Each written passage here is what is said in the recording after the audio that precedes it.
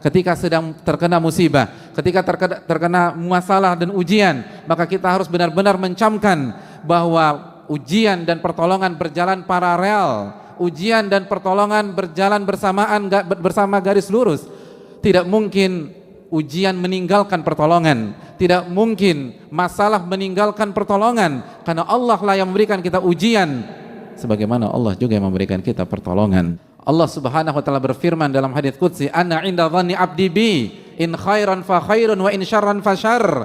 Aku tergantung prasangka hambaku terhadap diriku. Aku tergantung keyakinan hambaku terhadap diriku. Kalau keyakinan dan prasangkanya baik, maka akan baik yang akan terjadi. Apabila kita yakin pertolongan itu akan datang, maka Allah akan datangkan pertolongan. Dan sebaliknya, wa in syarran fasyarr, kalau ternyata kita suudzon kepada Allah, buruk sangka kepada Allah, pesimis ketika menghadapi hari-hari ini, maka yang akan datang adalah masalah berikutnya dan tidak ada solusi sama sekali. Wa in syarran fasyarr, kalau buruk sangka, maka yang terjadi adalah keburukan. Siapa di antara kita yang ketika ada masalah langsung mengingat Rabbul Alamin?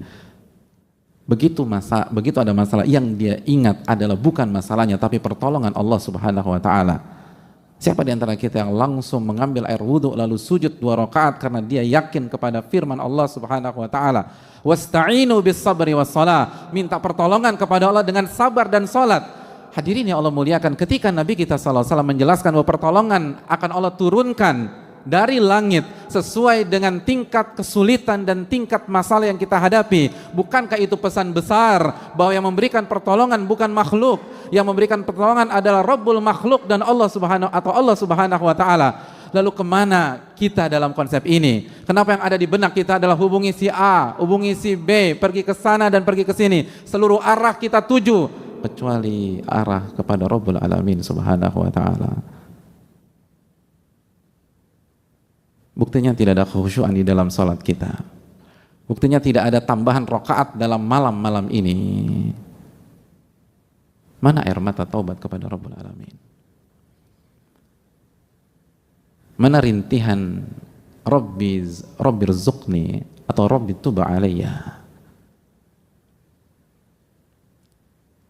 Pertolongan datang dari Allah, maka mintalah kepada Rabbul Alamin.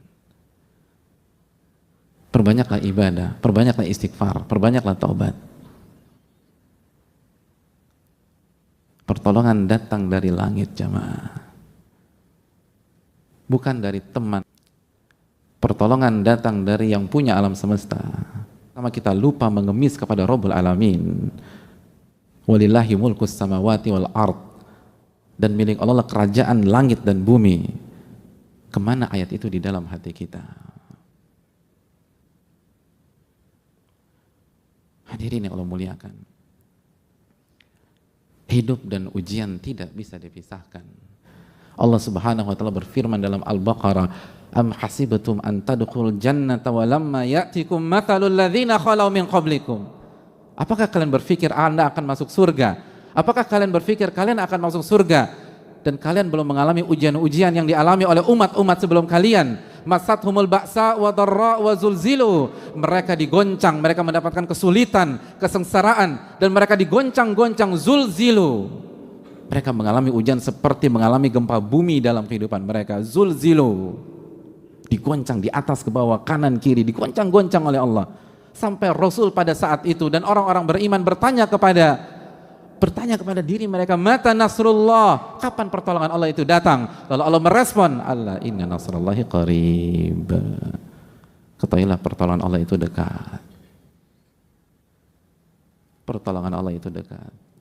Namun kita terburu-buru. Nabi SAW mengatakan, walakinnakum qaumun tasta'jilun. Nabi SAW bersabda, tapi kalian adalah kaum yang selalu ingin terburu-buru. Ibadah nggak ditingkatkan, tapi ingin keluar dari masalah tersebut. Para ulama mengatakan, Anda ingin sukses, tapi Anda tidak melewati dan menapaki jalan kesuksesan. Inna safinata lam tajri alal yabas. Perahu itu tidak berjalan di atas daratan. Pertolongan datang dari Allah. Itu sabda Nabi kita sallallahu alaihi wasallam jika kita masih percaya dengan Nabi kita.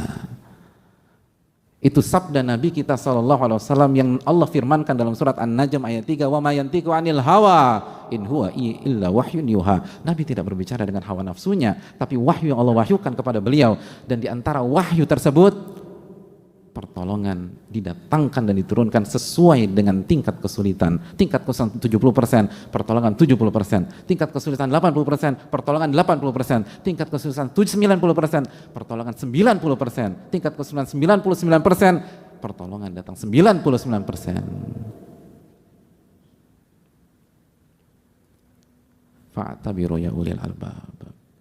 Maka ambil pelajaran bagi orang-orang yang mampu berpikir jernih. Mungkin ada di antara kita yang bertanya, bukankah pertolongan seringkali tidak datang bersamaan dengan datangnya masalah dan ujian?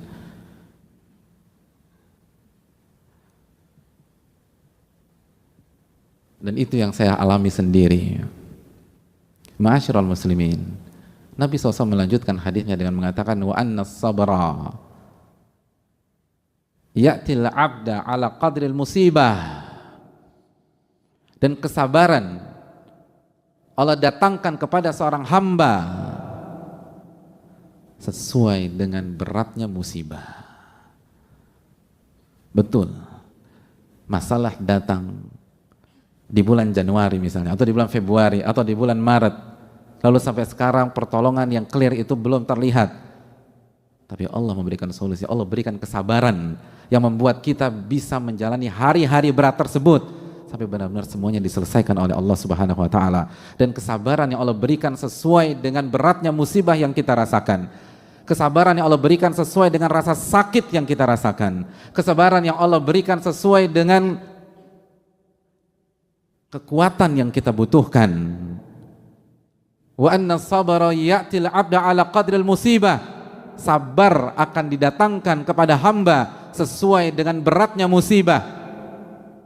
Ini menunjukkan bahwa tidak ada alasan dan tidak ada pintu masuk untuk pesimistis. Tidak ada alasan dan tidak ada pintu masuk untuk lemah, untuk galau, untuk putus asa. Karena semua diberikan oleh Allah Subhanahu wa taala. Dan diberikan, bahasanya itu dikasih, datang dari langit. Maka tidak ada alasan untuk tidak pede dengan diri kita sendiri. Tidak ada alasan mengatakan saya nggak mampu, saya nggak sanggup. Betul, siapa yang sanggup di antara kita? Sedangkan Allah berfirman dalam surat An-Nisa ayat 28, wa khuliqal insanu dha'ifa. Manusia diciptakan dalam kondisi lemah.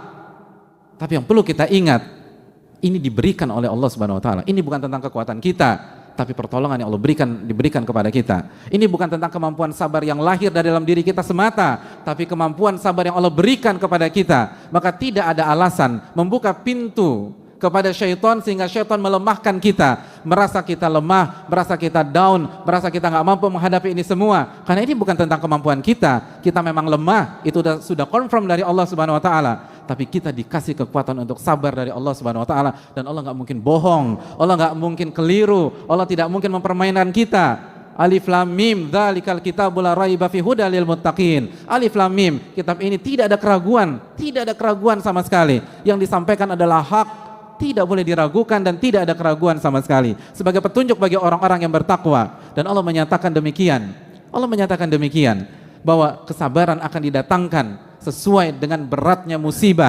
Artinya tidak ada alasan untuk pesimis seberat apapun masalah yang kita hadapi. Dan jangan pernah buka pintu kepada syaitan. Jangan pernah buka pintu kepada syaitan. Karena seluruh pesimisme itu datang dari syaitan. Allah berfirman tentang syaitan di dalam Al-Baqarah ayat 268. Asyaitanu ya'idukumul faqra wa ya'murukum bil fahsya. Syaitan selalu menjanjikan kalian kefakiran dan terus kefakiran. Lalu dia akan mengajak Anda melakukan kekejian. Semua pesimis, semua kelemahan, semua keputusasaan itu datang dari syaitan. Makanya ketika salah satu ulama terbaik dunia pada hari ini, Syekh Muhammad bin Muhammad Mukhtar Shinkiti, ditanya tentang masalah ini, beliau katakan seluruh pesimisme, seluruh rasa lemah, seluruh ketidakpercayaan diri, seluruh pertanyaan dalam diri kita, bisakah saya melampaui ini semua, bisakah saya menghadapi ini semua, itu dari syaitan, dari syaitan, dari syaitan.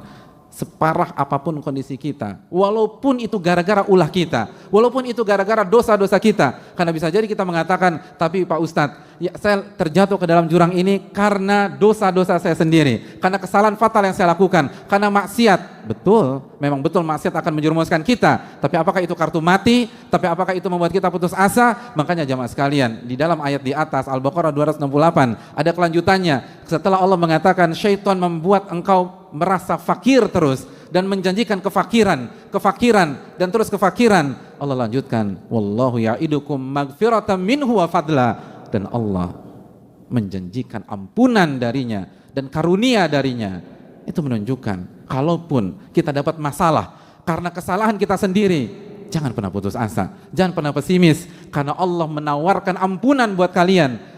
Yang menawarkan pintu buntu atau jalan buntu hanya syaitan, hanya syaitan. Dan Rabb kita yang mengatakan hanya syaitan. Rabb kita menawarkan ampunan dan karunia. Maka jalan mana yang akan kita pilih? Mana ucapan mana yang kita percaya? Bisikan-bisikan mana yang kita ikuti? Oleh karena itu jamaah sekalian, fa inna ma'al usri yusra, inna ma'al usri yusra. Sesungguhnya bersama kesulitan ada kemudahan, bersama kesulitan ada kemudahan. Dan Allah juga katakan dalam surat Talaq, wa yaj'al ba'da usri yusra, wa yaj'alallahu ba'da usri yusra. Dan Allah jadikan setelah kesulitan kemudahan. Oleh karena itu, marilah kita meyakini sabda Nabi kita sallallahu alaihi wasallam dan tanamkan optimisme di dalam diri kita. Nabi SAW mengatakan, yu'jibunil fa'lu, aku sangat kagum dengan optimisme. Umat Rasul SAW adalah umat yang penuh rasa optimis karena nabinya senang dengan optimisme. Dan beratnya ujian bukankah tanda cintanya Allah kepada kita? Bukankah cintanya Allah kepada kita ditunjukkan dengan Allah menguji kita? Innallaha idza ahabba qauman ibtalahum. Allah itu kalau cinta kepada seorang hamba atau sebuah kaum, Allah akan uji kaum dan hamba tersebut. Oleh karena itu, semangatlah, optimislah, dan kembalilah kepada Allah Subhanahu wa taala, karena pertolongan datang darinya, bukan dari makhluk. Dan hendaknya kita perbaiki sholat kita, puasa kita, zikir kita, doa-doa kita, dan jaga hubungan kita dengan Allah, dan katakan tidak pada maksiat walaupun kondisi memang tidak mudah dan cukup sulit, karena sekali lagi maksiat yang akan menghancurkan kebahagiaan kita di dunia dan di akhirat.